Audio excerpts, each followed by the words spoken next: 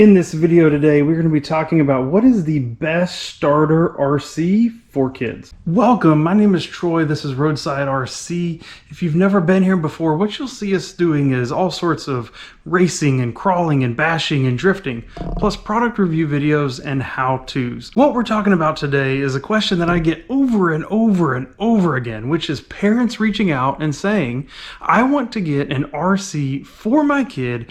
Which one should I get? And honestly, we're going to go through 3 different things in order to help answer that question and guide you along that way. We're going to be talking about budget. We're going to be talking about where this RC will be used. And then we're going to be talking about skill level. Many parents, maybe like yourself, are interested in getting their kids into RC because they're interested in getting them out of the house, away from screens.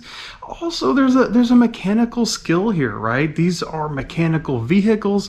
They need to be worked on. There is lessons for life to be learned here. So I'm here today to help guide you through some of that choice and selection process that you have for what is the right RC to get. So let's get started.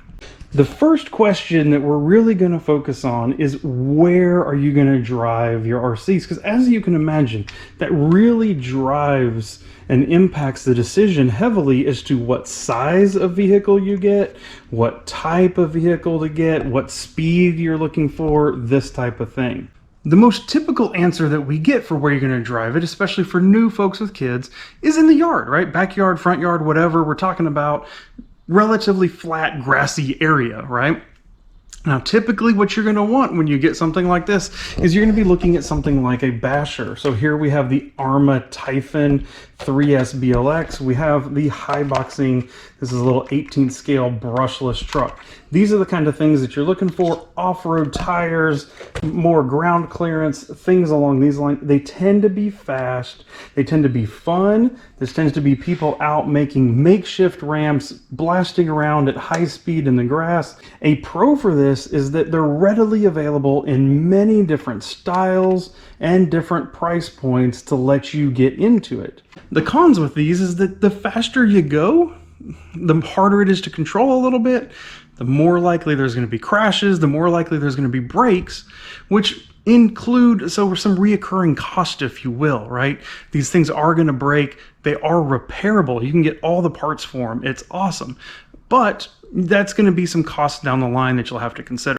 When making the selection for which one of these bashers is going to be the best for your yard use, you really have to take into 3 things: your budget, how skilled is your kid at driving RCs? Is this the first time ever? Are they experienced?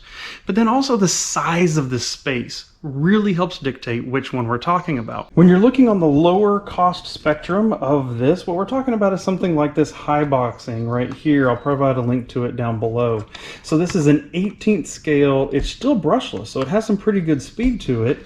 But you know, the size means it's only going to be really applicable for smaller yards, lower cut grass. You know, it can still do on-road, of course, you know, asphalt, paved surfaces, things like that. Fairly durable due to their size. They tend to just bounce off of things instead of break. And this is a lower cost entry point. You can get these for just over like $100. The real sweet spot, I believe, for this kind of entry level is things like these vehicles right here from Arrma RC.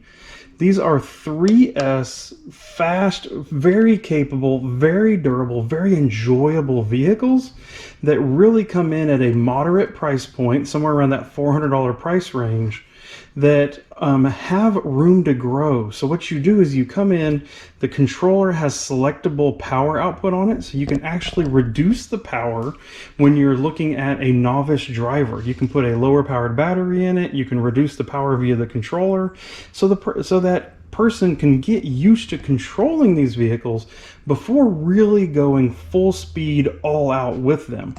Really, really great options. They have all the designs from like a racing buggy style like this one. This is kind of more of a truck style called the Vortex. All of these things, really great options for getting a kid in first time. Even personally for me, my son, my 8-year-old, started with a vehicle like this when he was 5. And we could put a lower voltage battery in it. We could reduce the power on the controller. He could easily handle it. What you get is sometimes with these vehicles like these buggies, they tend to be a little bit easier to drive because they don't flip over as much. They won't roll over as much because they're so low to the ground.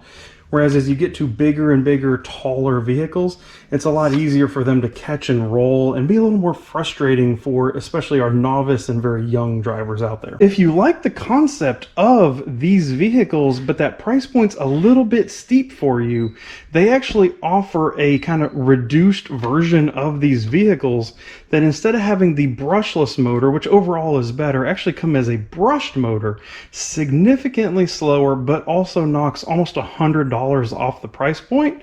And you can always modify the vehicles later to put those more powerful motors in them to bring up to basically these specs.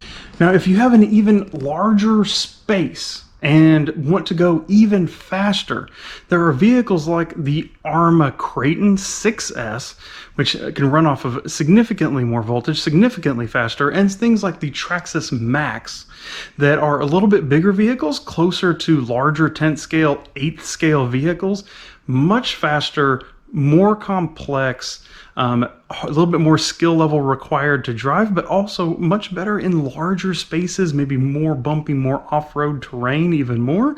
Those things are great for it. So please consider something along those lines. Again, price points continuing to go up here, but this is a great option where these vehicles are very versatile. I've used them racing, and we've used them in skate parks and construction sites and in the yard and all these kind of places. They're really kind of the sweet spot. Very, very great vehicles, but they do require a higher cost, more skill to drive. And then lastly, if it's really go big or go home and you really want the biggest, baddest thing out there, then you're going to be looking at something like the Traxxas X-Max. So much bigger scale, much bigger cost, much higher on the skill level, space needed, and all this kind of stuff. Really, really great vehicle for that. There are similar vehicles such as the Arrma Kraton 8S and the Arrma Outcast 8S, even some vehicles from Losi like the DBXLE that are also comparable right here to the X-Max. You're looking at 6th scale, 5th scale, something along those lines. So much bigger vehicles, but we're at a whole different end of the spectrum now than compared to where we started. Moving on from that kind of general purpose basher vehicle, the next most common area that we see people drive in is wooded terrain. Think the woods behind a house, think a hiking trail at a local state park. Maybe you're out camping and you want to drive something around and kind of explore the area while you're camping. This kind of area, these all-purpose general like basher vehicles don't do so well because they're not really good at low-speed control. They can get upset easily and they can start spinning one tire or another. They get stuck. So what you're really looking for then is you're looking for something more like one of these, which is a crawler. So all-time locked, four-wheel drive, sticky tires, capable, much slower vehicle that's capable of going up and over almost any obstacle that you can put in front of it. Really, really fun for taking down trails while you're hiking, while you're camping, to explore around the campsite. These vehicles are really, really fun for that. When you get started with RC crawlers, a lot of the times it's people's first inclination to go small and to go a little bit cheaper, okay? So two options that you have right there, I'm gonna give you is the Axial SCX24, very, very popular, 1/24th scale though. So this is a very small vehicle, really good for kind of inside, but not very capable. Once you get it outside, the size really kind of starts to hinder it a little bit. For roughly the same price, you can also get the ECX Temper Gen 2. Really great looking crawler, capable, even with just a few small changes out of the box, can really go indoors, outdoors, very versatile vehicle at a really good price point. But really the core of an RC crawler, and what I would really recommend if you were considering, is to get the standard 1/10th scale RC crawler. The more and more that you use one of these, the more and more you get involved in your local community. This is kind of the standard and what everybody really has and uses. So some of the very popular versions of that is this Traxxas TRX4. This is the Sport. This is the one that I would recommend. Mine has a different body on it. You won't find one with this exact look, but It is made by Traxxas, very durable, very capable, comes in at a nice price point. Very similar price point also is this Element Ecto. Just different look. This is almost what it looks like out of the box. Really capable, really good vehicle here. The third one that I would recommend is the Red Cat Gen 8.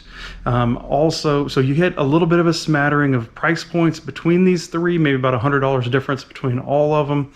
All really capable. Basically pick the one that you see locally, maybe that you can get your hands on and look at, and the one that you think looks the best. Go out, enjoy yourself. The last place that we really see a lot of folks drive at is going to be smooth floors, parking lots, tennis courts, basketball courts, that type of thing. And what you really get starting to do there is you start to get these on-road vehicles like a touring car or a drift car.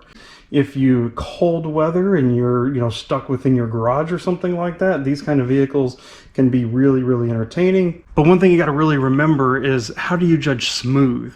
Because what you and I may consider smooth typically as humans, a 10th scale RC car might not quite consider smooth, maybe rougher than you think. So an example, polished concrete garage floor, basketballs, tennis courts and all that tend to be fairly smooth. Personally, I have an aggregate driveway. And although I would consider that kind of smooth, I wouldn't really consider it, especially driving like my full-size vehicle over it. For a 10th scale vehicle, that aggregate can be pretty rough. And so you really want to consider a lot of those bashers that we talked about before can be fine on those kind of more rough, smooth locations. But some of these 10th scale on-road vehicles really do need a smooth location to drive. When you're looking at the on-road cars, a touring kind of car is most common.